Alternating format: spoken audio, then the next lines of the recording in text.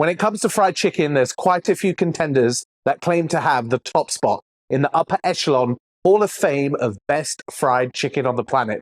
But one of those that we're going to cook today is the Chicken Karaage, the Japanese-styled fried chicken. It is an absolute banger. Stick around, I'm going to show you how to get it really crispy and really juicy inside. So stay calm and karaage on. Let's get cracking. So we're going to need 4 chicken thighs for this karaage. Now we want to take the skin off. Pretty easy, just pull it back and cut a little bit of the excess skin like that as well. And then we're going to debone these. So just run your knife along one edge of the bone. Don't go all the way through. Repeat on the other side and you can just see how loose the bone comes there. That's what she says.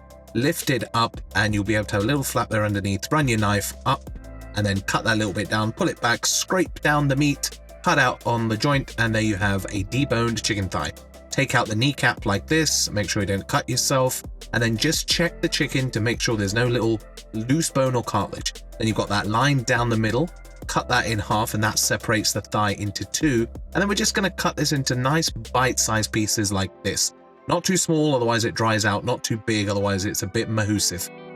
Once you've got your chicken cut, put it into a bowl, and then we're going to add a few little fixings. We're going to grate in about 4 cloves of garlic and a good knob of ginger. Take your time, watch your fingers, make sure you get it all in there nicely. Nice little bit of salt and pepper, not too much at this stage, we'll add more later. About a teaspoon or so of sesame oil and about 2 tablespoons of soy sauce. Get that in there, that should be nice. And then we're going to add a bit of cooking sake, about a tablespoon. Mix that and get it all nicely incorporated until it soaks up all the liquid in there. Add a bit of cling film on the top, put it in your fridge for a minimum of 30 minutes, preferably overnight. This one, I let it go for about 2 hours. After 2 hours, I'm going to crack in an egg. I'm going to mix that through. This helps the mixture that we're going to put on top of this bind, which is the coating. That looks very nice indeed. Okay, set that aside. Then we're going to need about 60 grams of all-purpose flour, 60 grams of potato starch. If you can't get this, you can use cornstarch. Mix that all up until it's incorporated. Get yourself a little tray, and then we're going to start putting our chicken into this flour mixture, 5, 6, 7 pieces at a time. Make sure you get it nicely coated, toss it around, shake off any excess, and then just start putting it on your tray. You want it to be like this. You can compress a little bit of the flour mixture on top of the chicken as you're kind of breading it. That just helps it to stick nicely, but you don't want too much on there. Okay, now that's all done, looking amazing. I'm going to set that aside and make a little dip. So we've got some Kewpie mayo here, a few spoons. Going to add this yuzu kind of mustardy spicy paste I picked up at the Japanese supermarket. And this is pure yuzu, just a little bit, not too much. It's super concentrated. That looks amazing. A little taste. Oh yeah, that's money, baby. Set that aside. A couple of lemon wedges for garnish, and let's get frying our chicken.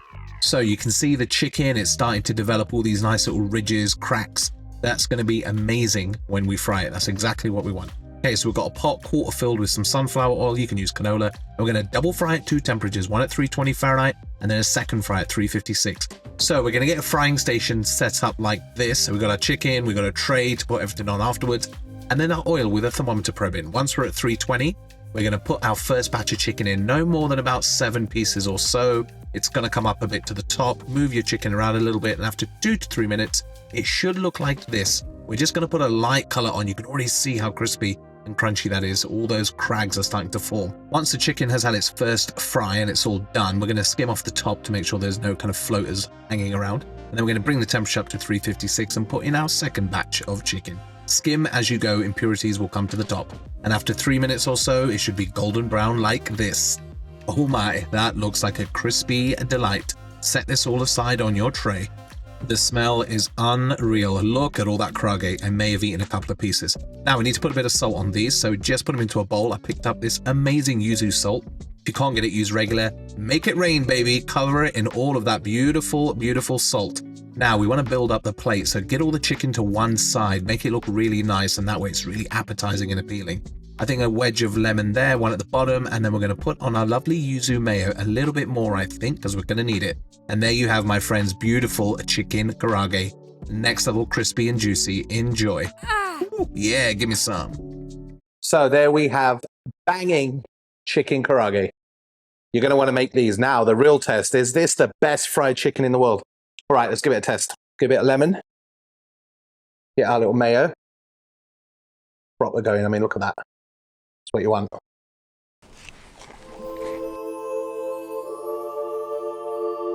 Chicken Karaage is next level. Oh, that yuzu and that mayonnaise and the QP. And then you got that real crunchy chicken, and it's still pretty juicy.